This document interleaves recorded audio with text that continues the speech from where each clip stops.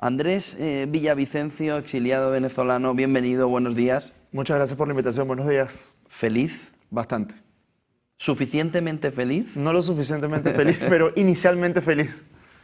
¿A partir de ahora qué? Es verdad que se le puede criticar mucho a Donald Trump durante la semana, pero el movimiento de ayer de presos políticos es más de lo que Rodríguez Zapatero ha hecho durante los últimos años en esa intermediación. Sin duda.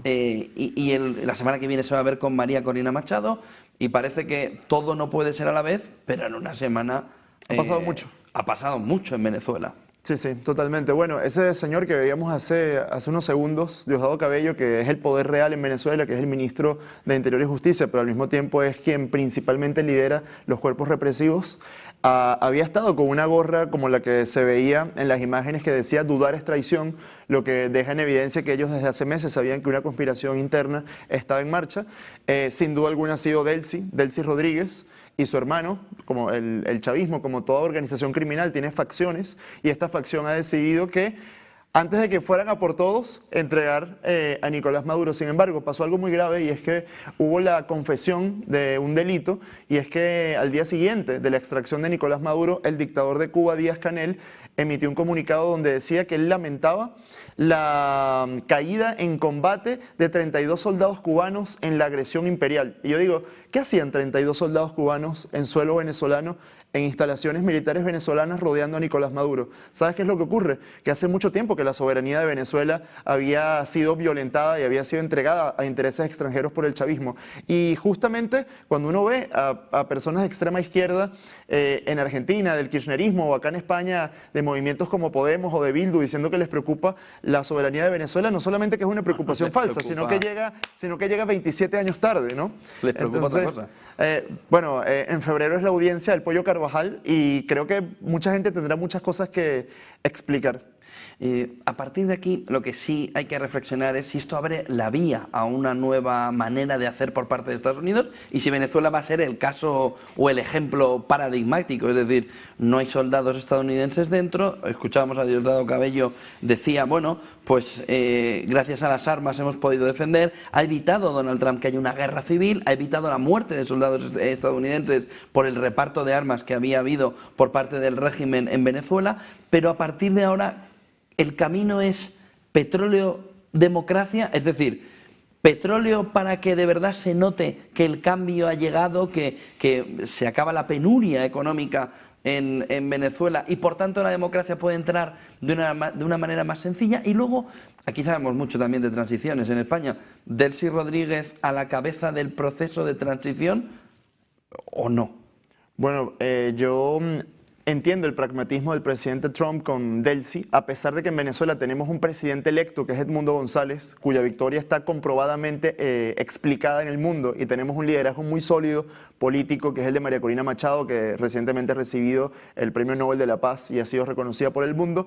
A pesar de todo eso, Venezuela es un estado fallido, Venezuela es un estado forajido, Venezuela es un estado tomado por mafias, y entiendo que como esto ya es un asunto criminal y militar, ha decidido el presidente Trump tener a alguien que desde dentro ayuda a desmontar el sistema. Y aunque a algunos nos pueda molestar ese pragmatismo, de cierta forma hay que entenderlo, porque acá cuando un ocupa ingresa en una vivienda, la policía no llama al propietario, la policía comienza negociaciones con el ocupa hasta que lo logra sacar. Y en Venezuela tenemos una dictadura que ha usurpado el poder, que ha ocupado el poder, y hace falta sacarlos. No basta con salir de Nicolás Maduro, hace falta desmontar el sistema chavista, y eso es lo que ha comenzado en Venezuela. Lo que tú decías del petróleo también. El petróleo venezolano, hace mucho tiempo que, en primer lugar, PDVSA, nuestra estatal petrolera, fue destruida. Cuando Chávez llegó al poder en el 99, PDVSA producía, con una plantilla de 25.000 trabajadores, producía 2.800.000 barriles.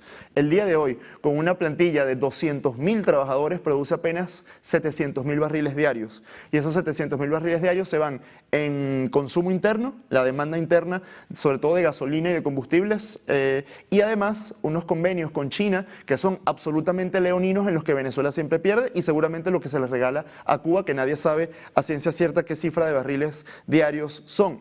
Pero lo que te quiero decir es que cuando uno escucha gente diciendo que esto es un asunto de petróleo, que es un asunto de recursos naturales, oye, China, Rusia e Irán ya habían estado tomando Venezuela para hacerlo un teatro de operaciones antioccidentales hace mucho tiempo, precisamente por los recursos naturales. ¿O es que aquí alguien se piensa que Putin o Xi Jinping o el régimen de los ayatolás están en Venezuela? ¿Por qué? ¿Porque Maduro les cae bien o porque querían comer arepas o porque querían saber cómo era el Caribe? No, lo estaban por los recursos naturales y tenían muchos años saqueándolo. Y esto más bien es un stop a todo eso, y yo considero, y lo digo sin ningún complejo, que nuestros aliados naturales tienen que ser el mundo occidental, nuestros aliados naturales tienen que ser la Unión Europea, tiene que ser Estados Unidos, tiene que ser Canadá, porque nosotros tenemos que aceptar como aliados estratégicos a China, a Rusia, a Irán o a Evo Morales. No tenemos los venezolanos ninguna obligación con esa gente. Futuro político en Venezuela.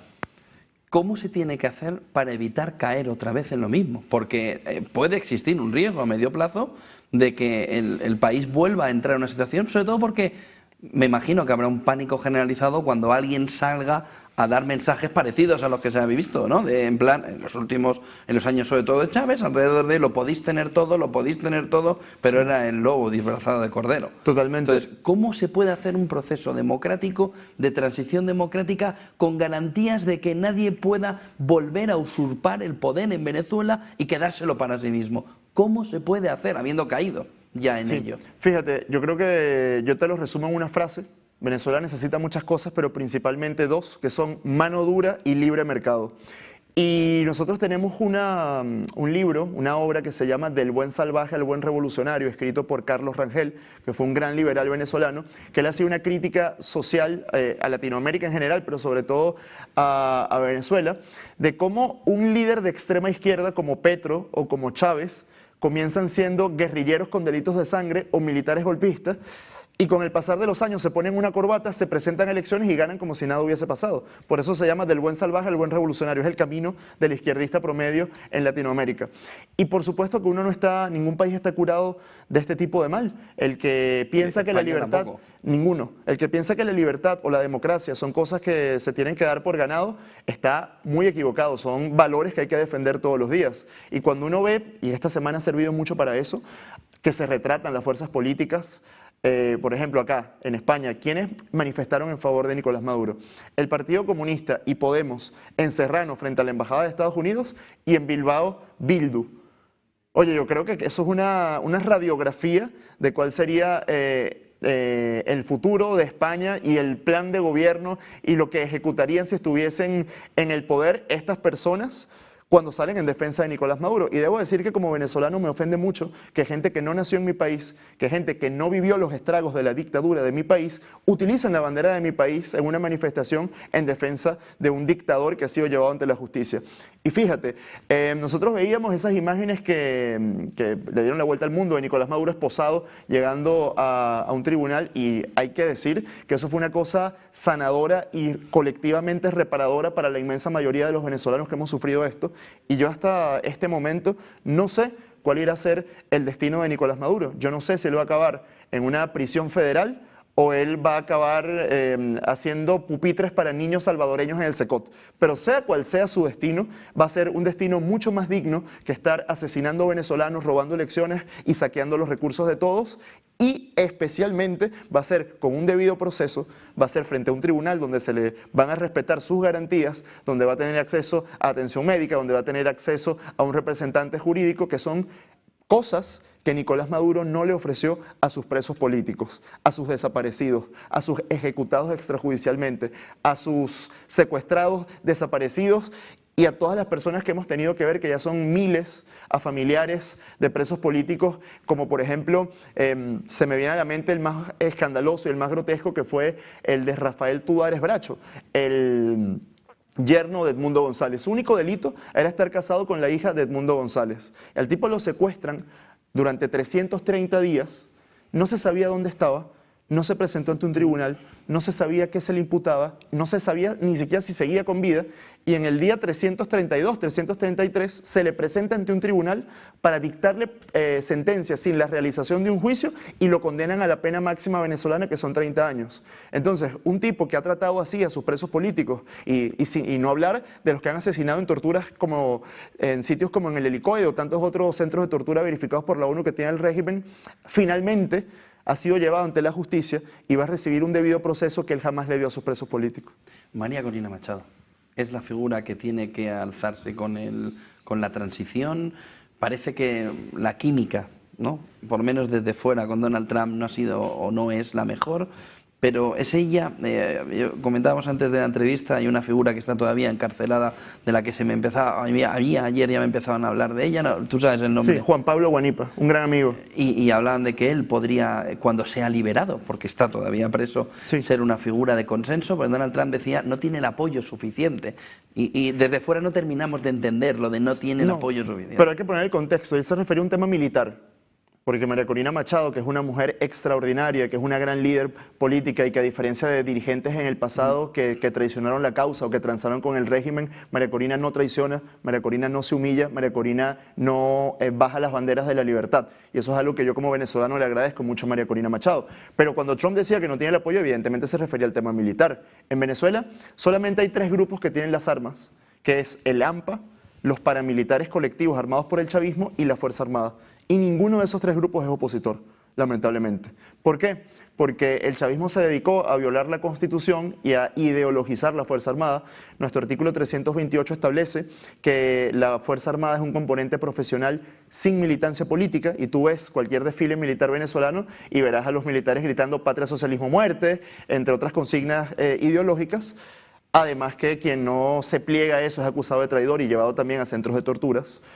Y en segundo lugar, nosotros siempre hacemos una división que es el alto mando militar y la oficialidad media, ¿no? Nosotros sabíamos que un quiebre jamás vendría del alto mando militar porque está comprometido con la corrupción y comprometido en los peores asuntos del régimen. Pero de la oficialidad media, que en Venezuela los conocemos como los comacates, que son los comandantes mayores, capitanes y tenientes, de allí es que nosotros esperábamos una rebelión en favor de la restitución del orden constitucional.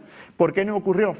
Porque desde hace muchos años el chavismo permite que el G2 cubano, que inteligencia cubana, espíe a la oficialidad media de la Fuerza Armada a las 24 horas y se les hace imposible hacer algo sin terminar siendo torturados. Hubo un intento, que fue el de un militar llamado Óscar Pérez, un patriota, que fue asesinado en la masacre del Junquito junto a su equipo, y otros que han sido también fusilados extrajudicialmente. Así que nosotros necesitábamos, habiendo llegado a este punto, donde ganamos unas elecciones con el 70% de los votos, lo demostramos y el régimen no quiso reconocerlo, a que existiera una acción de fuerza que encauzara al país hacia la democracia. Y esa acción de fuerza ocurrió, y no tengo ninguna duda que esa acción de fuerza, más temprano que tarde, se va a traducir en el retorno de la democracia. Es el inicio de una transición. Hay varios tipos de transiciones. Está la transición como la de Panamá, que fue mucho más rápida y que era similar. Noriega era un tipo que se dedicaba a retar todos los días a Estados Unidos pensándose intocable, pensándose impune para siempre, y hasta la semana pasada Nicolás Maduro aparecía cobarde, ¿no?, en televisión bailando salsa, retando a Estados Unidos como si es que... O cobarde, ven aquí, ¿no? Sí, sí, aquí te espero en Miraflores, no se tarde en llegar, cobarde. Y bueno, ahí terminó. No le dio tiempo a llegar al búnker. Él pensaba totalmente, y es que yo no sé quién le metió en la cabeza a Nicolás Maduro que él podía vacilar a Estados Unidos, pero quién pensaba que eso iba a ocurrir. Y con Donald Trump en la presidencia, pues muchísimo menos. Él logró vacilarse a Biden, que le liberó a los narcosobrinos, que le liberó a Alex Saab, el principal testaferro. Llegó a un acuerdo enorme de Chevron con PDVSA, ¿eh? Que llegó a un acuerdo con Chevron. Justo antes de las elecciones, que fue bastante llamativo. Pero el presidente Trump no es Biden, y eso ha quedado demostrado en los últimos días. Y sí, inició la transición en Venezuela y más temprano que tarde se habrá desmontado completamente el sistema chavista y los exiliados podremos regresar a reconstruir nuestro país en libertad. Se habla mucho de la diáspora de venezolanos en el mundo y es real, pero también ha habido una diáspora del chavismo, que sabiendo que antes o después iba a acabar, solo tú vives en Madrid. Sí. Solo tienes que ir por el barrio de Salamanca y ver la cantidad de venezolanos, no precisamente exiliados, que han comprado edificios y edificios y edificios, y de esto de dónde sale. Sí, lo que pasa es que los exiliados no estamos en Salamanca. No, ya por eso, pero ellos sí. Entonces, no es el momentum. El momento puede venir, Sí. pero ¿habrá un momento para perseguir a aquellos que han hecho negocio y que se han hecho millonarios, que se han forrado a costa del sufrimiento de los venezolanos y se han llevado el dinero, entre otras partes, a Madrid? Es decir, ¿hay manera de perseguir eso? ¿El régimen nuevo democrático debería perseguir eso o hay que hacer tabla rasa? Fíjate, ¿O es imposible perseguirlo? Fíjate, Pero vosotros sabéis quiénes son perfectamente. Lo que pasa es que el verbo perseguir a mí no me gusta porque sirve para que ellos se hagan los mártires. Yo prefiero decir hacer justicia, ¿no? Llevar a estos saqueadores, a estos gerifaltes del régimen ante la justicia, que se proceda una congelación de bienes y que tengan que responder ante la justicia todo lo que hicieron, todo el saqueo que han hecho. Y esto no se trata de retaliación ni se trata de venganza, se trata de hablar de justicia. ¿Por qué? Porque en Venezuela la corrupción se traduce en vidas humanas. En Venezuela hay esquemas de corrupción para robar dinero dedicado a la importación de medicamentos, por ejemplo. En Venezuela, por lo menos en mi estado, yo soy del estado Falcón, allá se había anunciado la construcción de una represa y se invirtieron varios millones de dólares para que eso fuese posible y se los robaron. Y mi ciudad, la ciudad de Punto Fijo, en el estado Falcón, tiene el peor servicio hídrico de Venezuela, producto de ese caso de corrupción. Entonces, todas esas veces que yo tuve que ducharme con un tobo de agua, yo quisiera que eso fuera reparado socialmente, y la reparación social de ese sufrimiento generado por la corrupción chavista es que los corruptos estén tras las rejas y que todas las tramas de corrupción sean develadas y que todas las tramas de corrupción sean expuestas. Yo sí quiero justicia, yo no quiero una tabula rasa, ni creo que aquí debamos hacer que la transición sea un cheque en blanco para que delincuentes queden impunes, para nada, y sobre todo porque muchos de ellos están armados y hay que ir a por ellos. Porque si el día de mañana acá dejamos estos cuerpos armados por el chavismo que delinquen al amparo del Estado con sus armas, el día de mañana, si una persona como yo regresa, no, iba a poner otro ejemplo, pero me voy a poner a mí mismo para no mencionar a nadie, ¿a alguien le extrañaría que me hicieran lo que le ocurrió a Miguel Uribe? Entonces no podemos tener esa bomba social allí presente. A los criminales hay que tratarlos como lo que son y a Venezuela tiene que regresar el orden. Además, como parece que lo han invertido bien en viviendas, se va a poder sacar una buena cantidad de dinero si se les expropia, ¿no? El expropiense famoso, pues igual ellos deberían vivirlo también en sus carnes ahora. Y más de un hospital se pudiera construir con tanto dinero saqueado y sobre todo lavado a través de temas inmobiliarios. ¿Cómo ves Venezuela dentro de una década? Es decir, ahora estamos viendo muy el corto plazo, ha pasado una semana, pero ¿cuál es el plan que debería o que crees que el proceso renovador, democrático, debe llevar a Venezuela? Cercano a Estados Unidos, entiendo que sí. Bueno, vamos a ver quién sucede a Donald Trump, pero si está en el Partido Republicano y si es un Marco Rubio o un J. Vance, va a estar cerca de Venezuela. Pero ¿cómo ves Venezuela? ¿Qué cosas crees que deben hacerse? Y no hablo ya solo de lo político, sino también de lo económico, de lo social. ¿Por dónde tiene que ir el cambio para que también una parte de los venezolanos, que al final han hecho vida y han enraizado en Miami, en Madrid, digan, es que es mi tierra, es que quiero volver a mi tierra, ¿por qué tengo que estar exiliado? Así es. Fíjate, lo primero sería dejar las reglas del juego claras, ¿no? Que la inversión extranjera sepa que nunca más un delincuente va a expropiar todo su esfuerzo de décadas porque le dio la gana en algún momento de salir a una plaza y expropiar. Las petroleras se lo están diciendo a Trump. Totalmente. Dame garantías. No, las garantías, eso. Y dejar un marco jurídico que dé esas garantías para que nosotros podamos recibir inversión extranjera. ¿Qué hacer además de eso? Oye, impuestos al mínimo legal permitidos o eliminados. Hacer de Venezuela una especie de paraíso para la inversión, para que capital extranjero pueda llegar a generar empleo de calidad, a que los salarios puedan subir, a que tengamos una administración pública que recupere la carrera pública como oficio. En Venezuela se destruyó. En Venezuela la carrera pública se convirtió en un aguantadero de la política donde no eran los más meritocráticos los que asumían los cargos gerenciales, sino que eran las personas del Partido Socialista que se dedicaron a medrar del Estado. Eso se tiene que acabar. Además de eso, privatizar empresas que no funcionan y ponerlas en manos de un capital privado que genere no solamente competencia, sino que cree servicios de calidad. Por ejemplo, la luz en Venezuela, la electricidad en Venezuela está completamente estatizada en una red que se llama Corpoelect. Es la peor servicio eléctrico de América Latina. Yo quiero que pase de ser el peor a que pase de ser el mejor. Y para eso es necesario privatizarlo.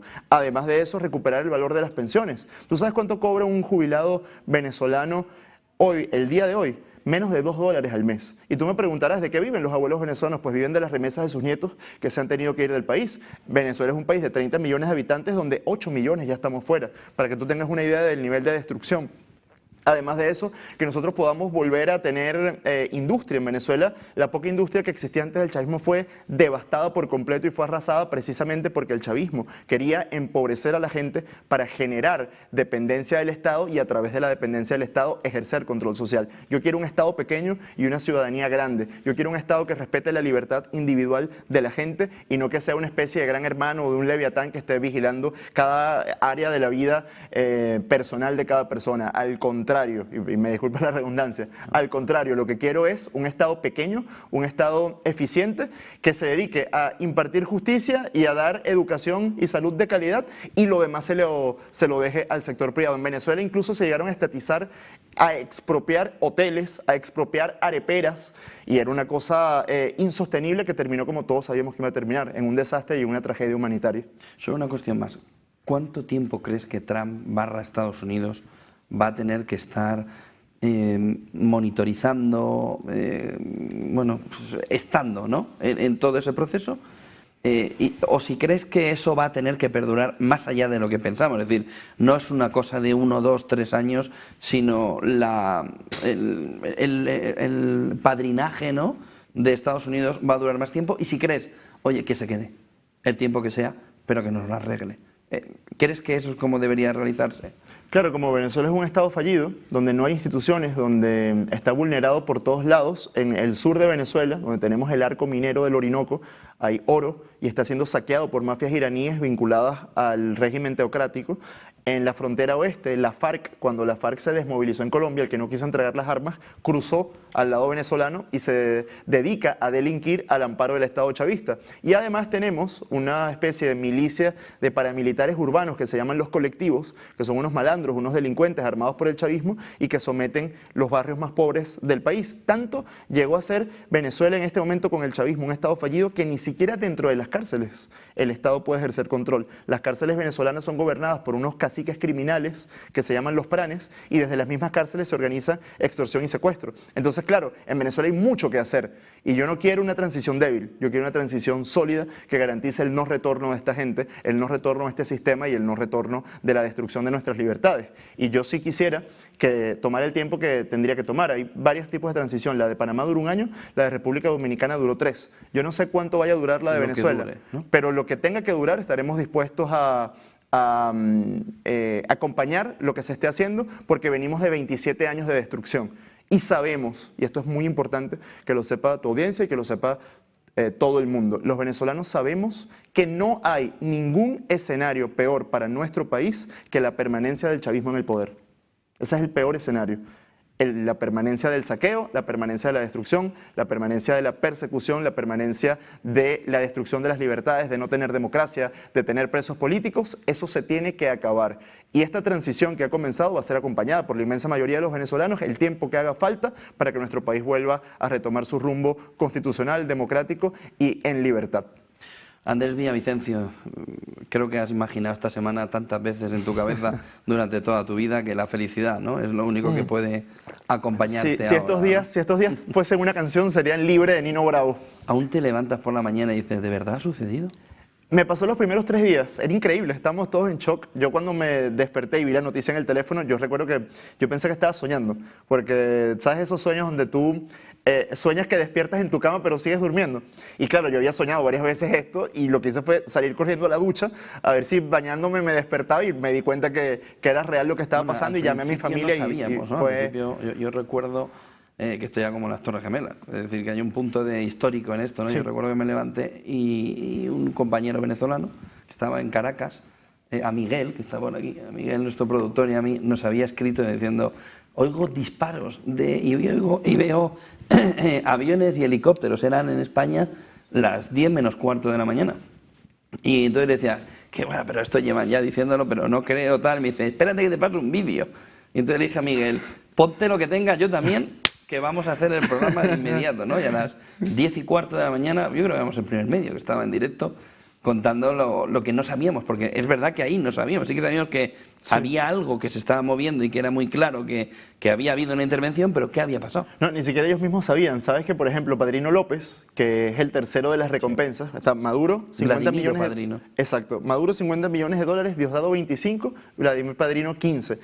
Vladimir Padrino se graba un comunicado desde un búnker diciendo que a pesar de la agresión, ellos seguían firmes con el presidente Maduro y ya Maduro no se lo habían llevado. Y ni siquiera el ministro de la Defensa lo sabía todavía. Para que tengas una idea de lo bien que se hizo esta operación de extracción y de lo desprevenidos que tomaron al chavismo, que se creyeron impunes y que pensaron que esto no iba a ocurrir. Bueno, fíjate, y ya te dejo, que No, te tienes más preocupes. cosas, pero en esos primeros minutos, en Flight Radar, lo primero que vimos era un vuelo de Venezuela hacia Moscú De Moscú, de Delsi. y 2 hacia Irán. Es decir, pero claro, que posteriormente lo que hemos visto es que era personal de uno y de otro país saliendo. También. Sí, sí, sí. Y el hecho de que muchos de ellos no aparecieron hasta bien entrada la tarde. Era demasiado evidente que hubo un quiebre interno en el régimen, que era lo que se apostaba desde hace muchísimo tiempo. Finalmente ocurrió, fue la facción de Delcy Rodríguez y de Jorge Rodríguez, y como dijo el presidente Trump, Delcy me ha dicho que va a cooperar, y yo espero que coopere, porque si no tendremos que entrar por segunda vez. Así que yo creo que Delcy aprendió la lección con Maduro y no va a estar jugando a seguir violando derechos humanos y a seguir abusando de los venezolanos, sino que va a facilitar desde dentro el desmontaje del sistema chavista. Andrés Villavicencio, buen día. Muchas gracias, Buen tío. negocio y a mantener esa sonrisa después de esta semana. Viva Venezuela libre. 10:28 de la mañana, buen año, que no ha podido empezar mejor, claro.